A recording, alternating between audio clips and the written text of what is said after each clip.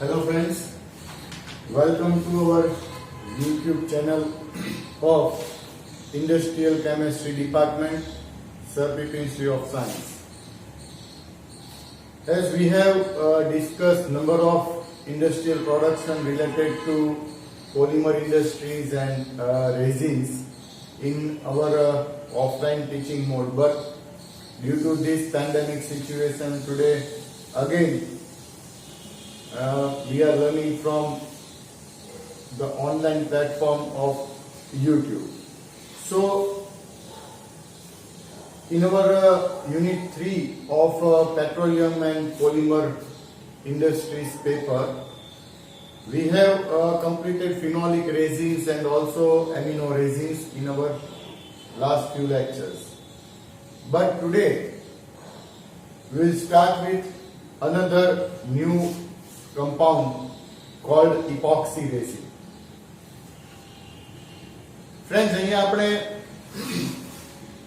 જે online teaching મોડમાં પહેલા ભણ્યા હતા, પછી વળી ઓફલાઈનમાં આપણે કોર્સ છે ઘણો આપણે કવર કરી શક્યા, પણ પાછી સિચ્યુએશન વર્સ્ટ થઈ ગઈ છે. એના પરિણામ સ્વરૂપે આપણે ફરી એકવાર ઓનલાઈન ટીચિંગ મેથડનો સહારો લેવો પડ્યો. તો શરૂ આપણે કરીએ તે પહેલા આપણે જે અત્યાર સુધીમાં ડિસ્કસ કર્યું છે એમાં યુનિટ 3 અને 4 કે જે આપણું પેટ્રોકેમિકલ્સ અને પોલિમર ઇન્ડસ્ટ્રીને રિલેટેડ પેપર છે એમાં ત્રીજો અને ચોથો યુનિટ હું લઉં છું. ત્રીજા યુનિટની અંદર આપણે ઇપોક્સી રેઝિન્સ અને આલ્કાઇલ રેઝિન્સ બે બાકી છે અને સિમિલરલી ચોથામાં પણ 2-3 ટોપિક બાકી છે. પણ ઓનલાઈન ટીચિંગમાં અત્યારે આપણે આપણા ઇપોક્સી રેઝિન્સ થી શરૂ કરીએ. તો રેઝિન કમ્પાઉન્ડ છે એ બેઝિકલી આપણે અગાઉ ફિનોલિક અને એમિનો રેઝિનમાં ભણી ગયા કે ભાઈ બેકેલાઇટ, મેલેમાઇન એ બધા જે છે એ ફિનોલિક છે, એમિનો રેઝિન્સ છે. અને એકોર્ડિંગલી ફિનોલ ગ્રુપ છે, બરાબર, ફિનોલ ફોર્માલ્ડિહાઇડ, યુરિયા ફોર્માલ્ડિહાઇડ, પણ બંનેમાં ફોર્માલ્ડિહાઇડ કમ્પાઉન્ડ છે એ કોમન હતો. ફિનોલ અને મેલેમાઇન છે એકોર્ડિંગ ટુ અવર રિક્વાયરમેન્ટ ફિનોલિક કે એમિનો એ પ્રમાણે આપણે ચેન્જ કર્યા હતા. પણ અત્યારે જે આપણે ભણવા જઈ રહ્યા છે ઇપોક્સી રેઝિન્સ. તો ઇપોક્સી રેઝિન શું છે? બેઝિકલી એની અંદર પણ બેઝિક રો મટીરીયલ છે એ આપણો ફિનોલ કમ્પાઉન્ડ છે અને બીજો કમ્પાઉન્ડ જે છે એ છે એસિટોન. એટલે સૌથી પહેલા તો ઇપોક્સી રેઝિન બનાવવા માટેનો જે આપણે કહીએ ને કે મોનોમર ટાઈપનો કમ્પાઉન્ડ કયો છે, તો એના માટે સામાન્ય રીતે બિસ્ફિનોલ એ, બરાબર, એ જે કમ્પાઉન્ડ છે એ આપણે પહેલા પ્રોડ્યુસ કરવો પડે. બિસ્ફિનોલ એ થઈ જાય, બરાબર, ત્યાર પછી બિસ્ફિનોલ એ સોલિડ કમ્પાઉન્ડ છે, ઓલમોસ્ટ 250 આજુબાજુનું મેલ્ટિંગ પોઈન્ટ છે, બરાબર. પણ બિસ્ફિનોલ એ પ્રોડ્યુસ થઈ જાય, ધેન આફ્ટર એનું રિએક્શન આપણે લઈએ છીએ એપિક્લોરોહાઇડ્રિન અને એના દ્વારા આપણે ઇપોક્સી રેઝિન જે લિનિયર પોલિમર ચેઇન બને છે એ આપણને મળે છે. ઇન્ડસ્ટ્રીયલ એસ્પેક્ટ થી ખૂબ જ ઉપયોગી કમ્પાઉન્ડ છે અને એનું પ્રોડક્શન જે આપણે હમણાં લઈશું એટલે આપણે બેઝિક થી જ લઈશું. ફિનોલમાંથી ફિનોલ એસિટનનું કન્ડેન્સેશન રિએક્શન કરાવીશું અને પછી સેકન્ડરી આપણે બિસ્ફિનોલ એ નું રિએક્શન જે છે તે આપણે એપિક્લોરોહાઇડ્રિન ની સાથે કરાવીશું એટલે એમાંથી -HCl થશે અને ફાઇનલી આપણને ઇપોક્સી રેઝિન મળશે.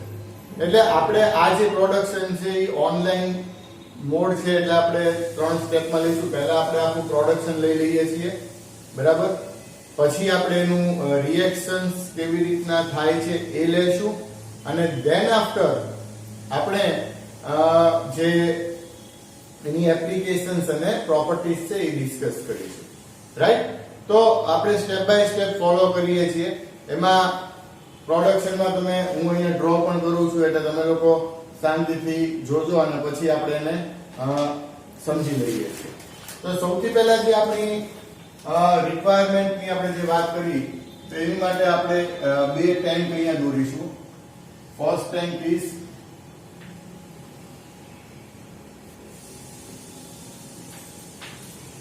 ફિનોલ ટેન્ક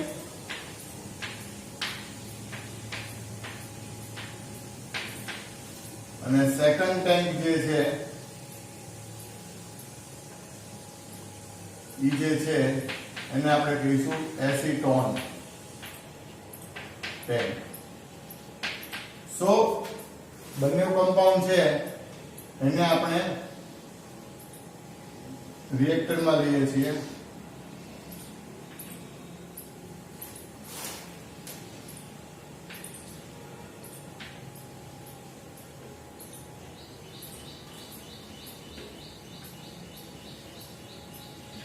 જેકેટેડ ટાઈપનું રિએક્ટર છે.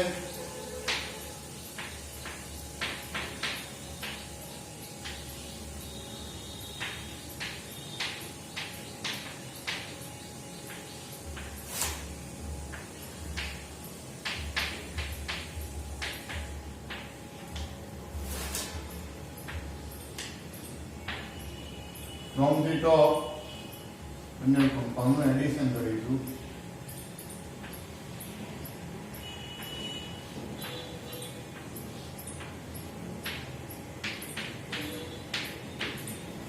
પાણી છૂટું પડે.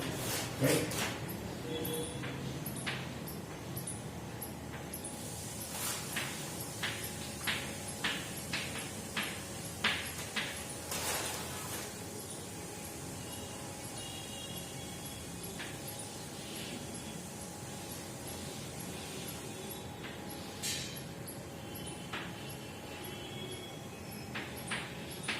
સેન્ટ્રીફ્યુજ છે જેમાં આપણે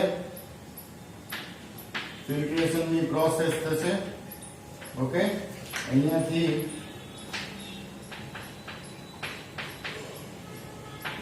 ફિલ્ટરેટ છે એ આઉટ થઈ જશે અને જે સોલિડ માસ તરીકે આપણને પદાર્થ મળે છે, બરાબર, એને આપણે અહીંયા સ્ટોરેજની અંદર પહેલા ડ્રાય કરીએ એને અને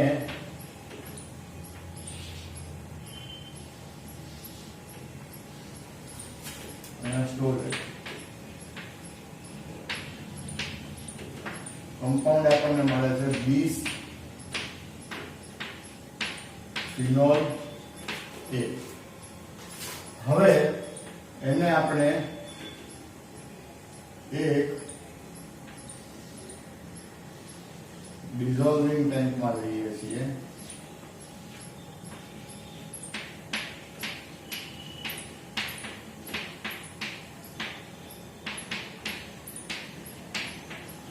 જેની અંદર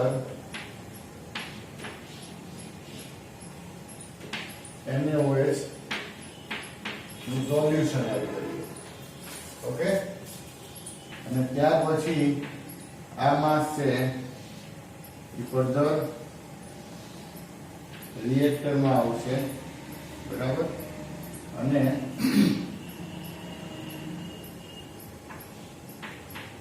અહીંયાથી એપિક્લોરો હાઇડ્રેટ એડ કરીશું.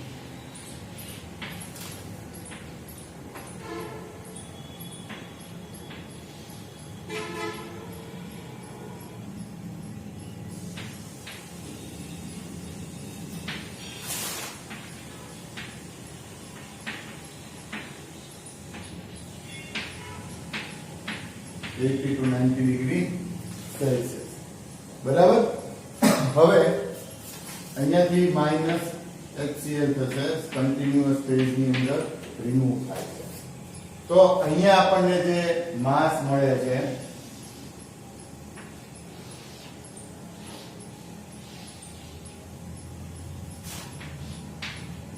એ જે છે એને આપણે ફિલ્ટર કરીશું.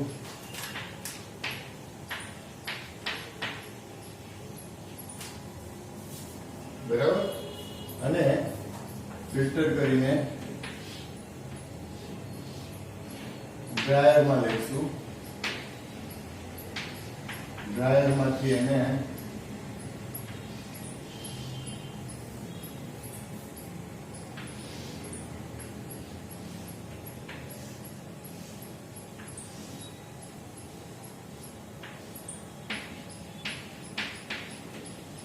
પલ્વરાઇઝરમાં લઈશું. પલ્વરાઇઝરમાંથી આપણને જોઈશે pure epoxy resin storage knowledge. So friends, આ રીતનું epoxy resin નું પ્રોડક્શન થતું હોય છે. ઓકે, અમુક મટીરિયલ ઇક્વિપમેન્ટ છે એ આપણે like according to our requirement છે એ આપણે એડ કરી શકીએ. લાઈક અહીંયા પલ્વરાઇઝર મૂક્યું તો ત્યાં ફ્લેકર્સ મૂકી શકીએ છીએ, પેલેટાઇઝર્સ મૂકી શકીએ છીએ. મતલબ કે જે ટાઈપનો માસ આપણે જોઈએ છે ઇન ફોર્મ ઓફ ફ્લેક્સ છે, બરાબર, પેલેટ્સ છે કે ગ્રેન્યુલ્સ છે, તો ગ્રેન્યુલેટર મૂકી શકાય, બરાબર. પણ ઓવરઓલ આ રીતે ઇપોક્સી રેઝિન મળે અને એનું પછી ફર્ધર ફર્ધર એને પ્રોસેસ કરીને જે તે આર્ટિકલ બનાવવાનો એમાં મોલ્ડ કરવામાં આવે. પણ આપણે આખી પ્રોસેસ હવે સ્ટેપ બાય સ્ટેપ સમજીએ કે સૌથી પહેલા phenol from phenol tank and acetone from acetone tank, both the compound are taken in a jacketed reactor.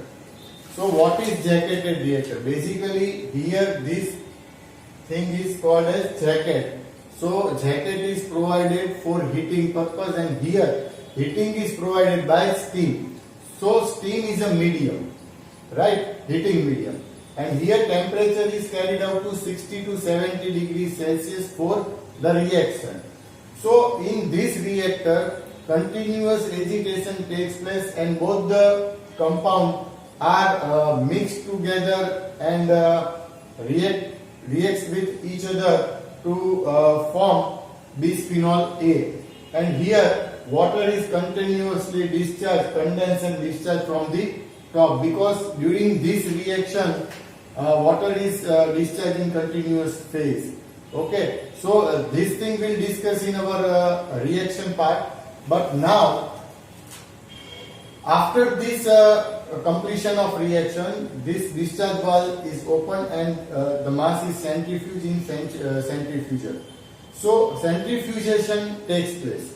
So here filtrate is discharged from the bottom while solid mass is further taken into a dryer. Here dried mass is stored into a storage called bisphenol A storage.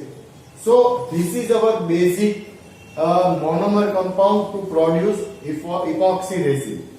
So here firstly bisphenol A, it is a phenolic compound basically, and as we know that phenol compound is easily soluble in NaOH solution, basic solution. So it is necessary to dissolve this mass in NaOH to for the proper reaction. So first bisphenol A is taken into a dissolving tank. Here the solution of, here we can also write solution of NaOH is also taken into a dissolving tank. So here bisphenol A is soluble in NaOH solution and this solution is further charged into a reactor. Here the reactor is also a jacketed type. Here jacket is also provided for heating and steam is a heating medium. So at the temperature of 80 to 90 degrees Celsius, this solution is first heated, and in similar manner epichlorohydrin is also charged in. So here during the reaction chlorine from epichlorohydrin and hydrogen from bisphenol A both are combined and form HCl, which is discharged from the top in a form of gas, right? So HCl is continuously discharged from the top, and due to this reaction epoxy resin is formed. So now after completion of reaction, the whole mass is further filtered mass is dried in dryer and then taken into pulverizer to get epoxy resin in desired size. So stored it in a suitable container.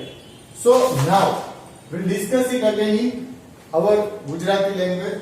સૌથી પહેલા phenol જે છે, બરાબર, phenol અને acetone બંનેને અલગ અલગ ટેન્કમાં રાખવામાં આવ્યા છે. આ બંને માસ છે એને આપણે લઈએ છીએ શેમાં? તો કે એજિટેટેડ રિએક્ટરમાં. એજિટેટેડ રિએક્ટર જે છે ઇટ ઇઝ ટાઈપ ઓફ, આપણે જે કહીએ ને કે જેકેટેડ. સો જેકેટ પ્રોવાઈડ કરી છે. આ જે બહારનો ભાગ દેખાયો બંને રિએક્ટરમાં એને જેકેટ કહેવાય કે અહીંયાથી સ્ટીમ ઇનલેટ થાય, અહીંયાથી કન્ડેન્સેટ આઉટલેટ થાય. ટેમ્પરેચર છે ઓલમોસ્ટ 60 થી 70 ડિગ્રી સેલ્સિયસ મેન્ટેન રાખવાનું છે. કન્ટિન્યુઅસલી વિજ્યુઅસ સ્ટરિંગ કરવાનું છે અને જે એજિટેશનના કારણે કમ્પ્લીટ થોરલી મિક્સિંગ થશે અને એના પરિણામે જે રિએક્શન થાય છે એમાં પાણીનો અણુ છે એ સતત છૂટો પડતો રહે છે, બરાબર. તો અહીંયા રિએક્શન આપણે પછી ડિસ્કસ કરીએ છીએ, આખું તમને લખીને સમજાવીશ. પણ અહીંયા જે વાત છે કે જે બિસ્ફિનોલ એ પહેલા બનાવવાનો, તો અહીંયા બની જશે, એનું સેન્ટ્રીફ્યુજ કરીશું. સેન્ટ્રીફ્યુજમાંથી ફિલ્ટ્રેટ બહાર નીકળી જશે અને સોલિડ માસ છે એને ડ્રાય કરી અને બિસ્ફિનોલ એ તરીકે એને આપણે સ્ટોર કરીએ છીએ.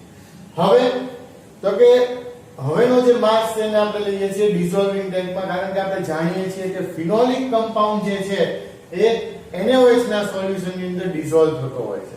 એટલે NaOH નું સોલ્યુશન લેવાનું, એમાં બિસ્ફિનોલ એ લેવાનું, એમાં એને આપણે ડિઝોલ્વ કરાવીશું અને જે ડિઝોલ્વ માસ છે એને આપણે લઈએ છીએ રિએક્ટરમાં જે 80 થી 90 ડિગ્રી સેલ્સિયસ ટેમ્પરેચર મેન્ટેન રાખવાનું છે, બરાબર. અને એપિક્લોરોહાઇડ્રીન જે છે એ એડ કરવાનું છે.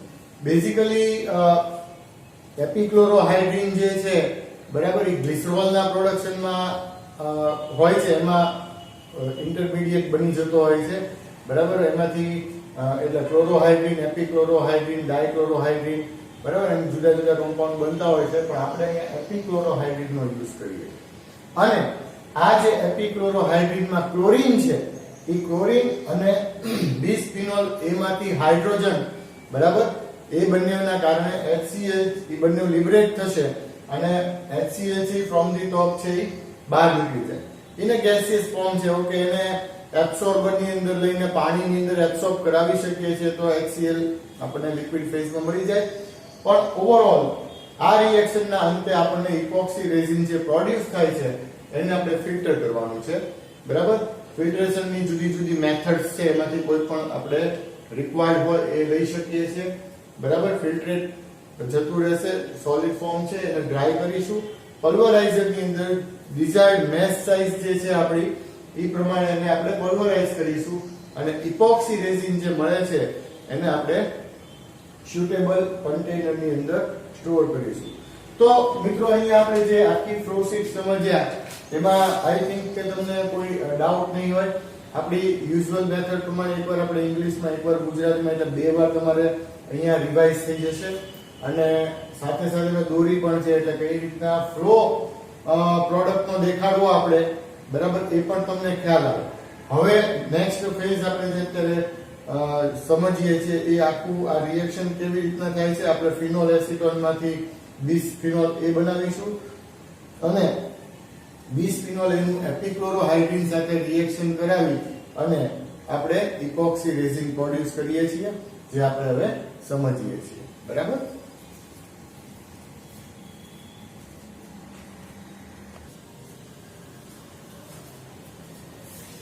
સો ફ્રેન્ડ્સ, આપણે જે આખું ઇન્ડસ્ટ્રીયલ પ્રોડક્શન ઇપોક્સી રેઝિન નું જોયું, તો એના રિએક્શન્સ જે છે એમાં શરૂઆતમાં આપણે બિસ્ફિનોલ એ નો પ્રોડ્યુસ કર્યો, બરાબર.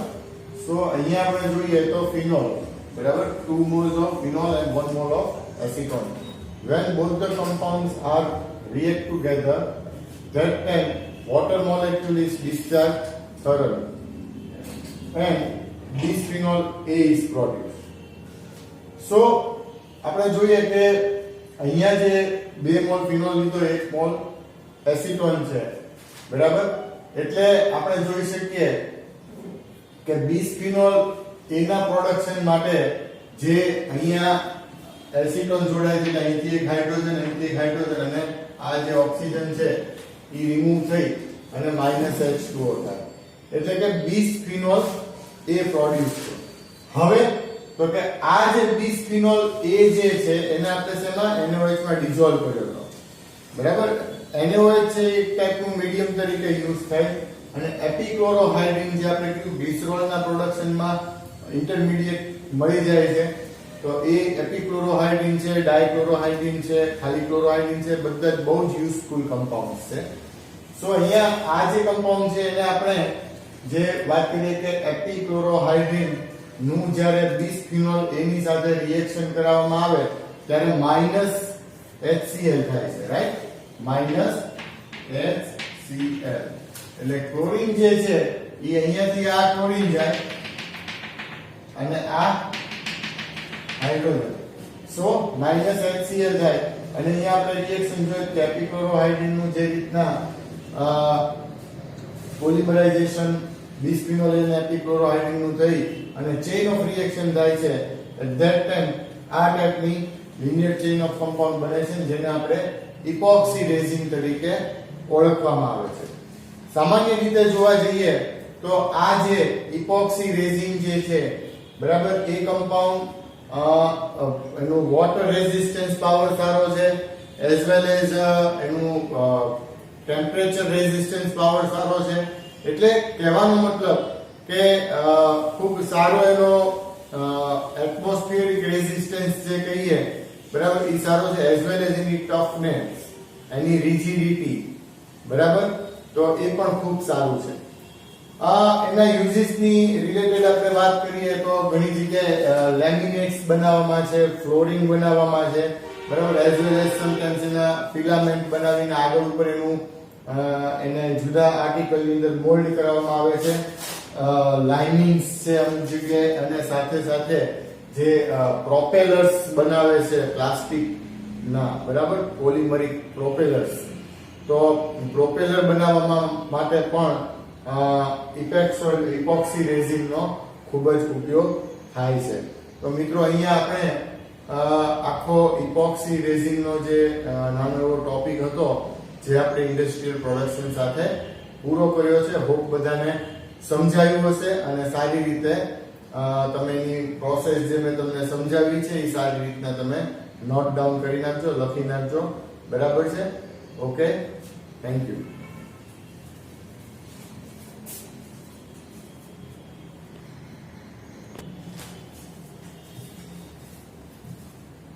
સો મિત્રો આપણે ઇપોક્સી રેઝિન પૂરું કર્યું અને હવે આપણો જે નેક્સ્ટ ટોપિક અને લાસ્ટ રિમેઇનિંગ ટોપિક ઓફ યુનિટ 3 અને એ છે આલ્કાઇડ રેઝિન. બેઝિકલી આલ્કાઇડ રેઝિન જે છે એની પ્રોપર્ટીની વાત કરીએ તો it has excellent electrical properties and also thermal property, એટલે કે એનું હીટ રેઝિસ્ટન્સ પાવર સારો છે, ઇલેક્ટ્રિસિટીને રિલેટેડ જે થર્મલ એનર્જી મળતી હોય એને લીધે પોલિમરિક કમ્પાઉન્ડ ક્યારેક મેલ્ટ કે એને બીજો પ્રોબ્લેમ થવાની સંભાવના રહેતી હોય છે, તો એનો રેઝિસ્ટન્સ પાવર છે. બીજો એની વર્સેટાઇલિટી સારી છે, ફ્લેક્સિબિલિટી સારી છે, એઝ વેલ એઝ એની મજબૂતાઈ એટલે કે રિજિડિટી પણ સારી છે. સામાન્ય રીતે બધા જ પોલિમરિક કમ્પાઉન્ડ જે હોય છે, બરાબર, રેઝિન ટાઈપના કમ્પાઉન્ડ, એનો કેમિકલ રેઝિસ્ટન્સ પાવર એટલે કે અગેન્સ્ટ આલ્કલાઇન કે એસિડિક કમ્પાઉન્ડ સામે એનો રેઝિસ્ટન્સ પાવર સારો હોય છે. સો અહીંયા આલ્કાઇલ રેઝિન્સ નું જે પ્રોડક્શન છે એમાં આપણે 2 મેથડ્સ છે એ લીધી છે.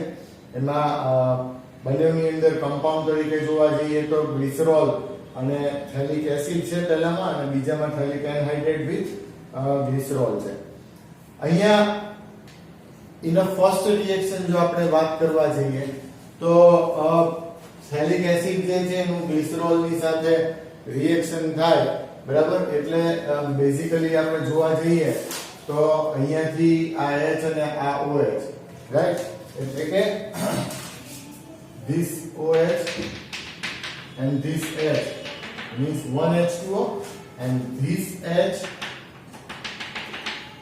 okay, this H with this OH, this is the second. મતલબ 2 મોલ પાણી છૂટું પડે છે અને એક લિનિયર ચેઇન પોલિમર કમ્પાઉન્ડ બને છે જે આલ્કાઇલ રેઝિન છે.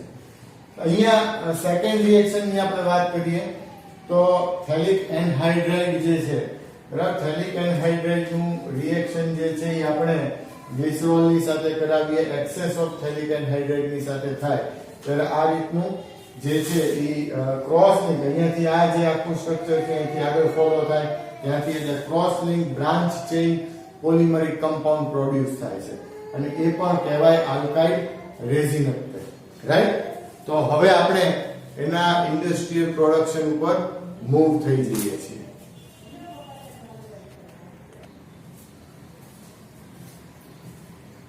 સો હવે આપણે ફિનોલ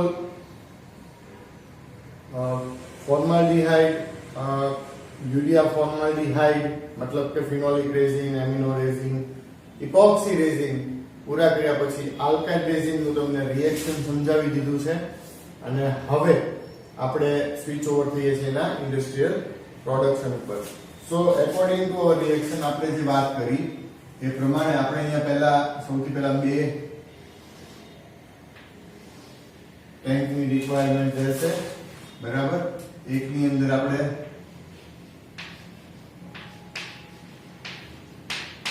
થેલિક એન્હાઇડ્રાઇડ અને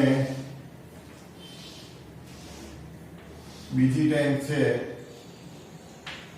બીજાની અંદર ગ્લિસરોલ ને સ્ટોરેજ કરાવીએ છીએ. હવે અગેન અહીંયા આપણે એક રિએક્ટર દોરીએ છીએ, બરાબર. રિએક્ટર ની અંદર બંનેનો ઇનલેટ આપી દઈએ અને એજિટેટર શાફ્ટ છે,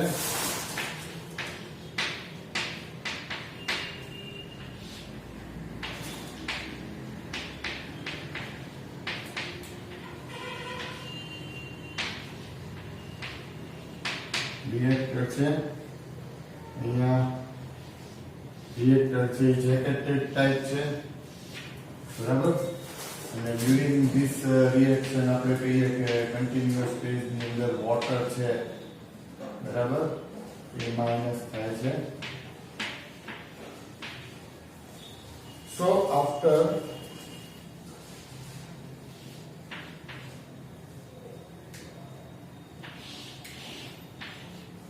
અહીંયા આપણે સેન્ટ્રીફ્યુગેશન કરાવીએ. Basically, this is a polymerization reactor. અહીંયાથી ફિલ્ટરેટ બહાર કાઢીએ. આ માસ જે છે એને ડ્રાય કરીએ. ડ્રાયરમાં અને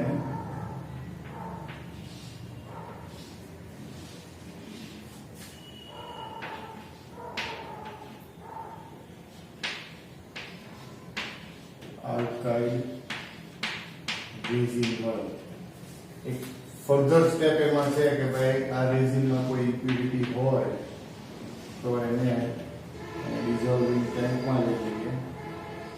અહીંયા એને સોલ્વન્ટની અંદર ડિઝોલ્વ કરી શકાય અને નામ આપી દઈએ.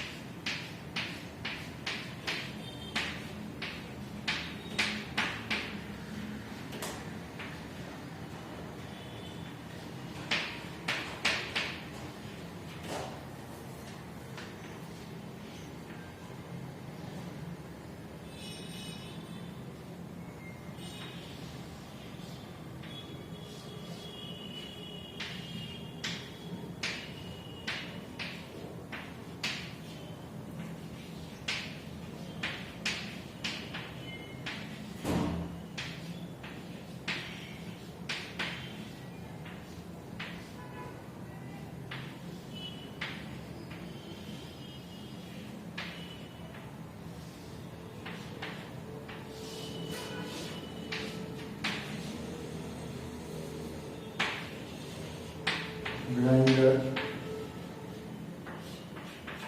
અને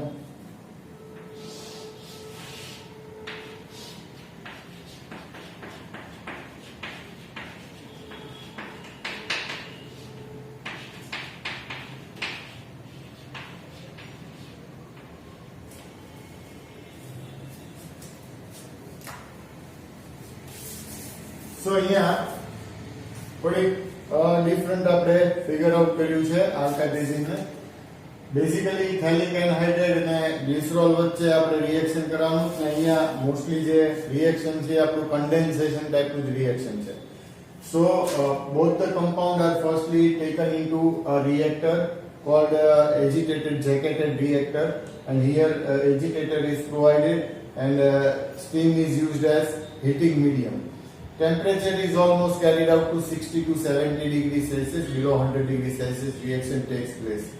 So in this polymerization reactor, both the compounds are mixed together and polymerized, and in similar manner water molecule is continuously discharged from the reaction.